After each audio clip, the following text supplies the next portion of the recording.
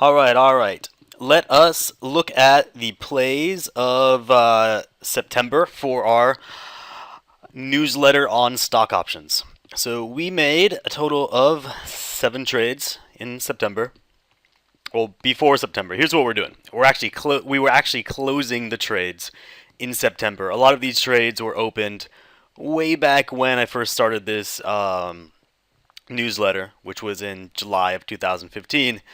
So actually, at this point, we're at an ROI of 94%. If you had followed all my trades and put in, let's say, $1,000, you'd come out with $2,000. This month, we had 7 trades, 4 of which were winners. So we're lower than we usually are, but we still came out on top. So let's take a look at all those individual trades. We're starting with VXX. And I recommended this trade way back in March when I didn't really have many subscribers for this newsletter. So probably a lot of you didn't get in on this trade. What I was predicting way back in March on this really crappy ETN that's always going to fall was that it's going to spike. We don't know when, but I was predicting September. So we set the expiration dates for September, and we were hoping it would spike above 30. That was my prediction. And I should be a profit because it really did spike above 30 in September, as you can see.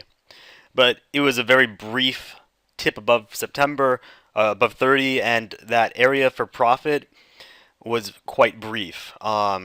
We didn't actually make it. We got out a little late when it dropped down to around 25. So although I was right about it spiking, I was not right about it staying that high in September. So in that trade, even though we opened a credit spread and we were making money pretty much every day by keeping that open, in the end we had to buy it back or take a loss. So we ended up losing $81 on not really an investment, but what happened was when we opened that trade, we immediately got $552 per spread opened, but we had to buy that back at about $600. So we took a loss there. The next one we closed in September was SDS. And where's our close report here? Here it is. All right. So SDS was a calendar. No, this was also a credit spread, and this is one that worked out. So what we were doing was we were buying a 30 put and selling a 21 put. We were immediately getting $623 for doing that. Is this the right one? It says we invested money. So okay, sorry, this is a debit spread. Why is this VXX? What are we doing? Oh, okay. All right, I was completely lost. I was looking at VXX. Here's SDS. Here we are. This is the close report. Let's look at the open. SDS. Yeah, way back in March as well, and we didn't close it until this month. So yeah, that was a calendar call spread, and we were thinking that SDS would stick around the number 23. Let's take a look at SDS. Net's a bit slow. Sorry. So SDS is an ultra short on the S&P 500. I saw that the options were at a high price back in March. So actually, I looked through all these different calendar spreads, and I felt that this was the had the potential for the biggest amount of profit. And on a calendar spread, you don't usually see such a high ROI, or at least people don't think you can get that high of an ROI. Most people open calendar spreads hoping for a 2-digit ROI. We got a 3-digit ROI. So we basically got $2,000 or $3,000 back for every $1,000 we put in. And as you can see, let's go back to March, almost. As you can see, it did go up to 23. So at that point, I think back then it was at 23, or maybe we were a little below 23, but I predicted that this would hit 23 in September, and it did, and we closed, and we got out with a nice profit right there. So far my long-term predictions were correct, and I was more or less predicting a bear market in September, which actually did occur. So that was both the VXX play and the SDS play. They were both banking on a prediction of a bear market in, or at least a market correction in September. And that's what we saw, the market correction. The next one is Sdrl. And what were we doing there? Let's go back and take a look. Alright, so we opened another credit spread on Sdrl. We were thinking it would stick at around 14. So this was a put. And I was thinking perhaps if it breaks this, then we can pivot and make this a pure put play. But to buy into this, it costs $12 only. So obviously you want to buy more than one to beat commissions. I don't know. I don't think I played this one actually. So I didn't. I don't know how many, most people put in. But the ROI was pretty low. We lost money on this one because the prediction of being at 14 was incorrect. So as you can see, this dropped way down below. We could have pivoted. I don't actually know why we didn't. I thought maybe I was probably looking at, the stochastics. Let's see here. And if I saw that it was constantly oversold, yeah, it was always near this oversold area, and it kept dipping down there. So I kept thinking that it would bounce back, but the bounce backs were always too low. In retrospect, I really should have pivoted. But we didn't really lose that much. Hopefully you didn't play this one. Because if you did play this one, actually, in retrospect, this was probably a bad play. Because to open one of these spreads, even though it costs very little, you'd have to open so many of them. And the open interest on the top one it's high, but it's not that high. So maybe closing this would be a little difficult. But keep in mind, this was way back in May. So the open interest for the September put probably increased at the time we closed it. I believe closing this would have been easy. It's just that prediction was pretty much wrong. It didn't trend sideways like I predicted. Instead, it trended downward, and I guess I neglected the ability to pivot. And if we did pivot, if we had pivoted, we probably could have come out with a lot of money because we had a $14 put, dropped all the way down to $7. That's a profit of $700 per side you opened. So we missed out on a hefty profit there, and I feel a little bad about that, but can't mix emotions with trading. Let's move on to the next one. So that's our first loss, or that's the second loss there. The next one is ISRG. This one we had a decent ROI on. Let's see here. Yeah, again a calendar spread. We closed a lot of calendar spreads because we started a lot of calendar spreads so that they would end in September. That's when I was predicting the bear market.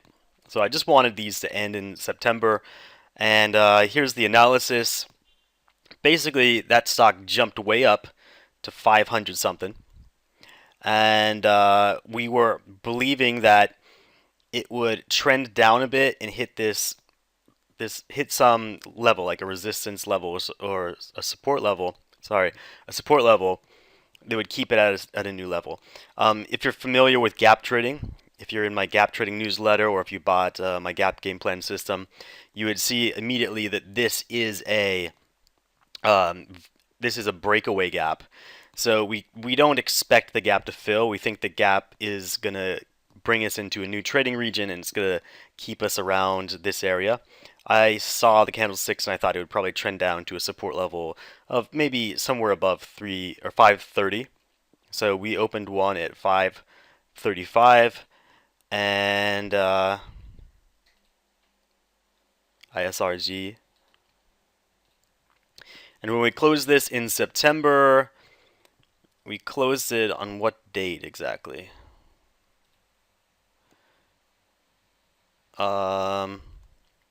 Oh, okay. Well, we pivoted, no? Am I mistaken? No, we closed this in September. Alright, we closed this on the 19th. This is the closed letter. So we closed that on the 19th. That was as it was dropping. So we saw it dropping. I decided we got to get out or pivot. And in the end, Closing it allowed us to walk away with a hefty profit. That's because we took a lot of time decay on the closer of the legs. So when you open a calendar spread, the longer you have it open, the more profit you're getting. And as we approached September, we saw that we were basically around that area. We dropped, we went back up, and as we went back up, that was probably the most ideal time to get out. And we got out as it was dropping, and we still made a profit simply because of that time decay. All right. The next one is NXPI. Now, NXPI, I believe, was not a calendar spread. This we opened in August, and we sold a put and we bought a put. All right. All right, so that's another calendar spread. And again, it was aimed at September. It's always aimed at the closer of the two legs. We did a put spread because I was predicting a bear market or a market correction. And here's what we got. NXPI, what's it look like here? We were expecting it to be around 90 in September, and that's what we saw. We closed on the 19th. It dropped a little below 90, but we did walk away with a huge ROI because we were correct. When you're playing calendar spreads on stocks that are near $100 or even higher, you can typically expect pretty high ROIs because the value of them, the value of each of these options, of each side of the option, is going to be expensive, especially as they get in the money. So when we're playing puts and they drop, the value of both of these are going up. Now, the value of the later one is going to go up more. That's the one we're holding. So when we sell that, we're going to actually, that probably is going to have more value, both because of the time value and the implicit value due to the stock. So a lot of times, even if these don't go the way we planned, as long as they drop on the side of the put or they go up on the side of the call, we can still exit safely and with a decent profit. Let's look at one of our losses. This is SCO. I'm guessing, based on the numbers, that this was probably just a straight out call or straight out put. Alright, so we opened this in September. Yeah, we were just buying a call option, and we were doing it on an ultra short oil ETF. So we were thinking that SCO would jump because oil would continue to fall. We just wanted to see that. And in the end, it didn't jump like we expected it to. We opened this on the 2nd. Where was that on the 2nd? So on the 2nd, it was falling. I believed, yeah, as you can see in the slow stochastics, it was oversold. So at that time, we decided to open it. It didn't really jump up that much, and by the 19th, it was pretty much at the same place it was before, which means that when we close the option, and this is the disadvantage of options, when we close the option trade, even if the stock is at the same price, we lose money because we held on to the stock. There's a premium for holding on to the stock option. That's called time decay. So we lost money there simply because of time decay. Even though it trended sideways, that time decay hurt us. Now, usually you'd think, here I didn't see a gap, right? This is not a gap. We got a huge volume and a huge fall downward, but no real gap. And then there's a down gap here that should have filled, which it did, and then another. Then there was an up gap here, which should have filled. This was getting a little crazy at the end, and I wasn't really sure what was happening. Then it got out of that oversold region, and we just had to take that loss. There was no other choice. The only other choice would be to hold on to that all the way out to expiration, and then let it expire. In which case, we would take 0, and we'd lose all of that investment. So we had to cut our losses, and we did lose 50%, which is pretty bad. But at least we didn't lose everything. And the last one is EGN. I believe we just closed this yesterday. Yep, we just closed this yesterday. This was not part of the expiration close. So we're doing a bearish credit spread. Did this go good for us? All right, if we close this manually, what happened was it turned sour, but it turned sour while we were already in profit. All right, so we got a bearish credit spread here. Yeah, we saw it going down. The momentum was downward. Money was starting to flow out of the stock. Why do we have the same? Okay, gotta change that too. But the play should have brought us some immediate profit. It did. It brought us an immediate 340 bucks. Yeah, the credit spreads for October. So we could have still held on to that. Why didn't we? Well, let's take a look. It looked like things were turning upward. I don't remember why. We can actually go and look at my recommendation to close that. Why is there no picture here? Okay, because it was during trading time. So what happened was we saw a bullish engulfing candlestick pattern, and let's see. Yeah, we saw a bullish engulfing candlestick pattern that brought us right above a resistance level, making it a support level. So what's probably going to happen right now is EGN is going to stick above 50. And we don't want it to stick above 50 because that's pretty much that's exactly where we opened the credit spread. So it's a little dangerous for us. We got out, we opened at 340 bucks, and the fact that we took a profit of 25 means that we bought it back at $315. So we took a slight profit there. It would have been nice to hold on to that for a longer time, but for credit spreads, you really got to watch it. Like, I watch it every day because I don't want it to get in the money too far. And mainly, I don't want it to get above a support or below a resistance level for bear credit spreads and bull credit spreads, respectively. And here we're looking at a support level, which I don't like. Even though it's possible that EGN could fall again or could just trend along that support level line, I would be worried that it goes too far above 50 and then we would lose money. So overall, our closures on September, a lot of them were reliant on a prediction of a bear market coming, which did come for a brief time. And, well, we walked away with a profit. Overall, the profit was, I don't know how to calculate it. Well, I don't want to calculate it. I know how to calculate it. So overall, right now, our stock options newsletter is at an ROI of 94%. So far, we have figuratively invested $6,391, and we came back with about $6,000. I don't play every one of these options, and I don't always play them the same way I recommend them because some of them I recommend as credit spreads, and I don't like my margin being eaten up. But I do play a lot of these. I basically put my money where my mouth is. In this case, I played VXX, SDS. Those were the main bear market prediction options. And overall, I came away with a profit. So that's it.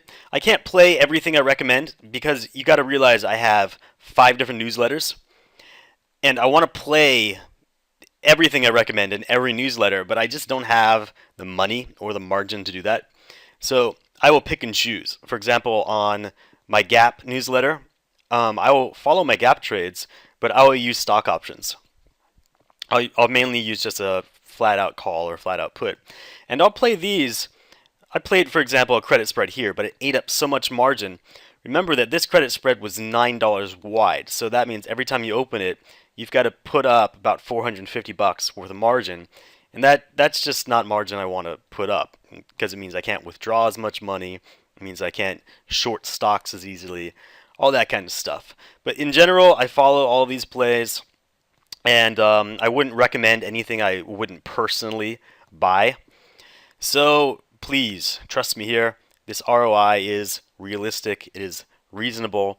A lot of people will tell you you can't make more than 7% per year, and here I am making 94% per 8 months. So at least give it a shot. You know, there's always a free trial for any of my any of my newsletters. It's a $1 free trial for the first month. You can even paper trade on them and see how it works out for you. But I believe that this trading strategy is sound. I use it myself. And if you don't trust me, then, well, what can I say? Go invest in a mutual fund where you have to pay 1% management fees. Anyway, if you have any questions about any of this, go ahead and leave it in the YouTube video comments below, or email me at damon@stockbarometer.com. That's it for now. Happy trading.